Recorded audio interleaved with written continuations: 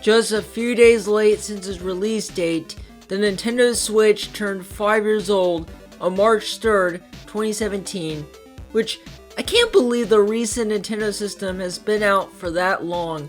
In this video, I want to talk about the introduction, the system, the sales, the games, and my little history of getting a Switch. So, let's get started. Prior to its full look of the system, in 2015, this was announced as a new system in development after the Wii U, and we all knew the Wii U sales bombed for Nintendo. Its codename was called NX. This was Satoru Iwata's idea to push the company towards novel hardware and even mobile gaming.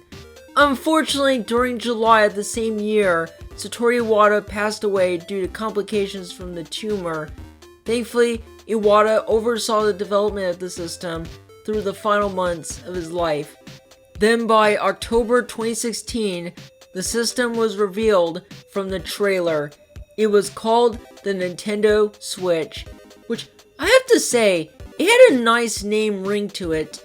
Unlike the Wii U, where they couldn't think of a better name, the system looked like no other system. The reason why is because this is a hybrid system, a collaboration between a handheld and a home console, which this is what the Wii U should have been in the first place. Think about it. The Wii U had a system and a controller called the gamepad. Well, it had a cool feature, the off TV play, where you can play on the gamepad and not on the TV. The Switch had the same thing, but you can take the Switch anywhere. Where the Wii U gamepad, you couldn't take it because of the range, and will automatically turn the gamepad off if the Wii U system is not with you. And I give a round of applause for Nintendo to make the Switch a hybrid system. And as of today, the Switch is the only system that's currently available from Nintendo.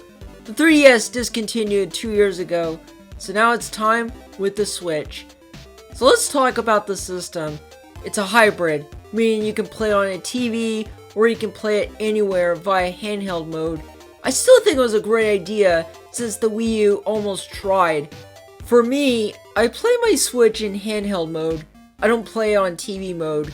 As for the design of the system, it is completely sleek, one of the best designed Nintendo systems. Aside from the screen are the Joy-Cons and the dock. The Joy-Cons are connected to the system, which I think was a nice addition to add.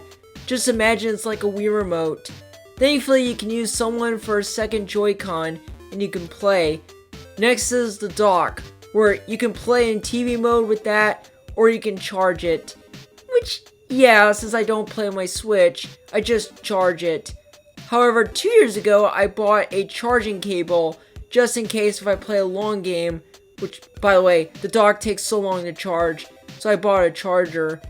Besides the Joy-Cons, there's also a grip where you can play in that mode, which I barely used it. And there's the Switch Pro controller, which it plays great. All in all, the system looks appealing. As for the new models, let's talk about them. The Switch had 3 models. I guess 4 if you count the original with better battery life, but I don't count that. You have the original, the Switch Lite, and the Switch OLED. For the Switch Lite, it's a small Switch and it has no dock. It's all handheld mode. The Switch OLED has a larger display, has a metal body, and it has a redesigned kickstand. Now, will I buy the new models? No, but maybe if my Switch ever gets broken or cracked, I might have to get a new one. But my Switch is fine as always. Now moving on to the sales. The sales for the Switch are outstanding. When it came out in March 2017, it was selling pretty good, even beating the Wii U sales. Then by the end of 2017, it outsold the Wii U's lifetime sales, and it took 9 months. And as far as the end of 2021, it sold almost 104 million units worldwide. That is insane. Not only that, but it beats the Wii's lifetime sales, and it is now the best-selling Nintendo home console, and it is on the 5th best-selling video game console of all time. Man, PS4 is beating the Switch in terms of sales. Now, once the Switch ever ends its life cycle, it has to reach 150 million. Why? Because the DS got to 154 million units worldwide when it ended. So if the Switch can make it, it will have to. So for now, let's talk about the games. The Switch has a great library of games. Not only first-party games, but even third-party games. I did not expect they would bring games to the Switch. When Wii U came out, third-party publishers did not support the Wii U at all. But the Switch, it was like a support. Even indie games were all over the place on the Switch, so that made sense. First-party games are great, even the sales of them. I did not expect 6 games sell over 20 million.